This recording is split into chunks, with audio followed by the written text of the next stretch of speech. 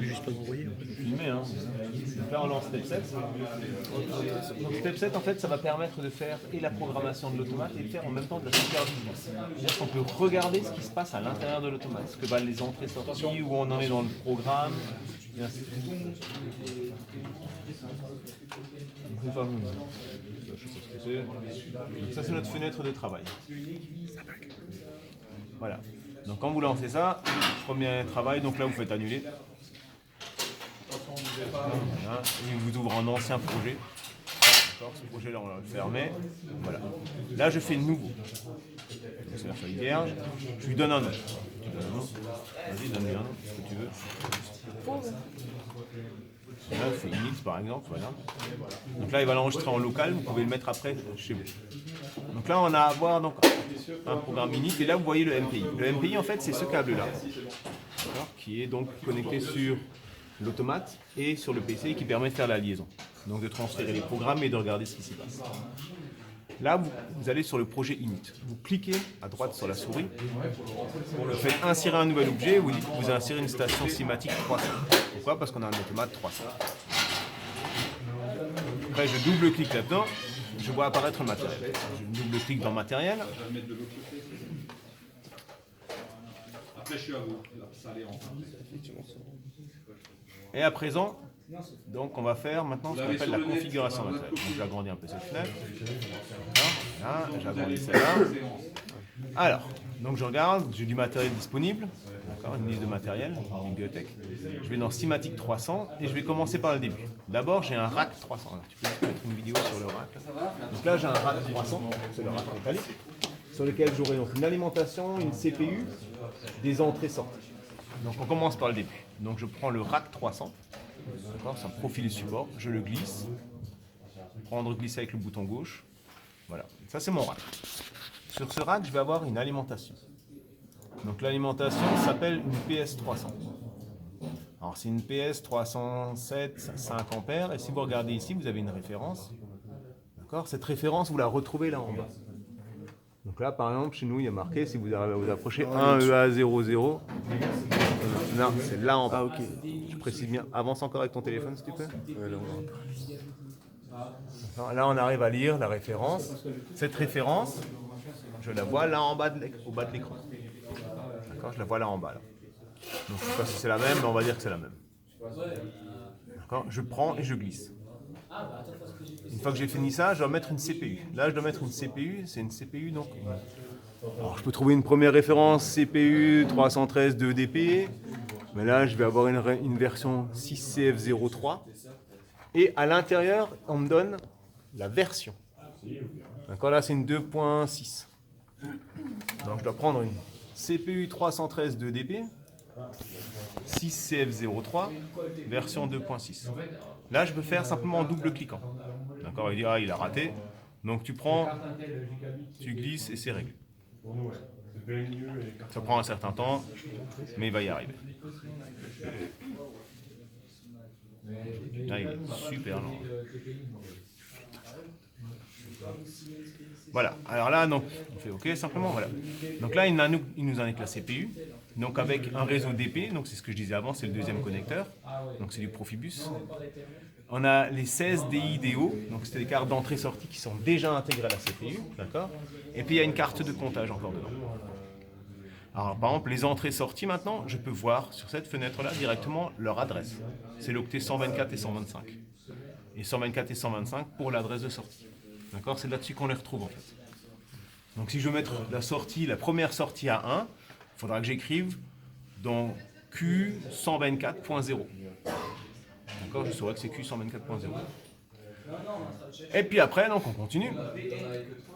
D'accord, après je vais avoir un module ici. Donc ce module-là, c'est un SM322, c'est un DO. Donc là, je quitte ça. Donc je regarde dans les modules SM. Donc je peux regarder dans les DO.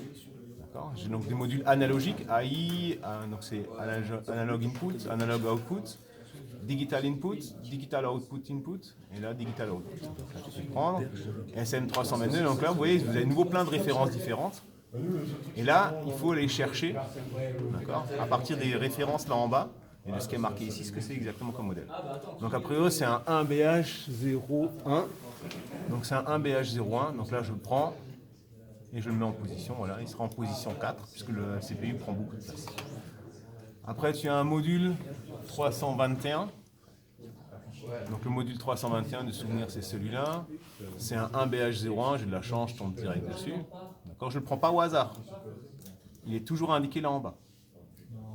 Et puis pour le fun, pour vous montrer si vous êtes perdu, vous ne savez vraiment pas où le chercher, vous avez la possibilité de rentrer ici la référence. Donc si je prends la référence en maintenant, je prends le dernier par exemple, c'est un 323. 1BH 01 0 AA0. Et là, il va me le trouver automatiquement. Alors, il peut en trouver un. Des fois, il y en a plusieurs. Alors, il faut regarder plus loin. Donc, vous voyez, il va en ouvrir ailleurs. Donc, sur celles qui sont contrôlées par exemple par des sémantiques, des HMI. Il y a aussi des entrées comme ça qui existent. Nous, on est en train de faire du 300, donc ça compte pas. On prend celui-là, on le glisse, et normalement, c'est bon. Donc, si tout ça, c'est bon, vous pouvez faire ce qu'on appelle enregistrer et compiler. Vous retrouvez toutes les adresses d'entrée là en bas, toutes les adresses de sortie là en bas en fonction des mots. D'accord ? Il y a alors une attribution d'office. Les octets 0, 1, 2 et 3 sont d'office attribués en fait à des sorties sur les automates type S7-300. Et les octets 4, 5, 6, 7, c'est pour les entrées. C'est des adresses réservées. C'est pour ça que c'est intégré comme ça. Et vous voyez qu'en fait, la suite, donc le nouveau DIDO qu'on a rajouté derrière, a l'adresse suite. D'accord ? C'est pour ça qu'il y a un trou dans les adresses d'entrée et sortie. Donc une fois que vous avez fini ça, vous enregistrez donc compiler, et vous pouvez transférer ça à l'automate. Vous pouvez charger ça dans le module. Vous avez branché le câble ou pas? Je ne sais plus. Oui. Donc là, je dis voilà, je vais envoyer ça donc, sur la CPU, à l'adresse 2. Avant de faire ça, je vais faire encore une dernière chose. Je double-clique sur la CPU. Je peux donc à ce moment-là faire une connexion au réseau MPI. Alors vous le faites, vous ne le faites pas, de toute façon ça va se faire naturel, il va vous demander de le faire. Après, vous avez donc différentes choses. Vous avez la mise en route, comment est-ce qu'il va fonctionner. Vous avez ici des cycles mémato de cadence. Ça va vous permettre une mémato de cadence, par exemple, ici, là en bas. Ce sera la mémoire 0, M0. Ça va être des signaux clignotants à 10 Hz, 2 Hz, 5 Hz, 0,625 Hz. En fait, c'est des signaux d'horloge. D'accord ? Si vous le mettez en route, si vous voulez avoir une horloge, par exemple, pour faire clignoter une LED, ce sera l'occasion. Utilisez ça, d'accord ? C'est l'adresse mémoire 0. Vous pouvez la changer si vous voulez. Après, vous avez la rémanence, les alarmes, vous avez des communications, vous avez un peu tout. Mais en gros, il n'y a rien d'autre à changer là-dedans, pour le début. Et puis, vous avez fini tout ça, donc vous envoyez. Donc là, maintenant, je vous conseille de prendre du recul parce qu'on va envoyer dans l'automate. Alors, pour envoyer dans l'automate, il y a deux modes. Soit l'automate est en mode stop, puis c'est bon. Soit il n'est pas en mode stop, puis c'est bon aussi. D'accord ? Donc là, il dit qu'il n'a pas accès parce que l'interface en ligne n'est pas choisie. Donc je fais OK. Donc là je vais juste enregistrer et compiler, donc là il n'y a pas de souci normalement. Donc ici, donc ça c'est une manipulation qu'on n'est pas censé faire. Je choisis dans l'interface PGPC. Donc ça va me permettre de dire comment je vais discuter entre le logiciel StepSet et l'automate. Et là maintenant je dois choisir une carte qui s'appelle CP5611 MPI. D'accord, c'est celle-là. Alors vous pouvez regarder, vous pouvez faire un diagnostic pour voir comment elle fonctionne. Est-ce qu'elle fonctionne? Ouais, ok. Qu'est-ce qu'il arrive à voir comme adresse? Donc là, il va aller scanner. Donc il a trouvé l'adresse 0 et l'adresse 4. L'adresse 4 correspondra à celle de la CPU, là en haut. L'adresse 0, c'est celle de l'automate. C'est celle de la carte réseau dans l'ordinateur. Vous faites OK, vous faites OK. Là, il est en train de convertir et il va vous indiquer là en bas maintenant qu'il est en train de changer. Donc ça, je l'ai fait ici dans Semantic Manager, dans la première fenêtre.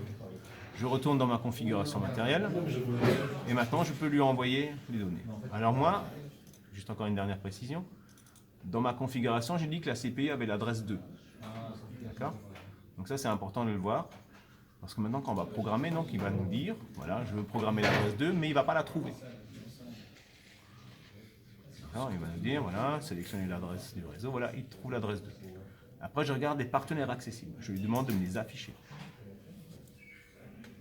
Là, il me dit, je trouve le partenaire qui a l'adresse 4. Alors quand on fait un projet en automatisme, on peut avoir des fois plusieurs CPU. Et donc on peut avoir plusieurs adresses. Donc ici par exemple on va dire c'est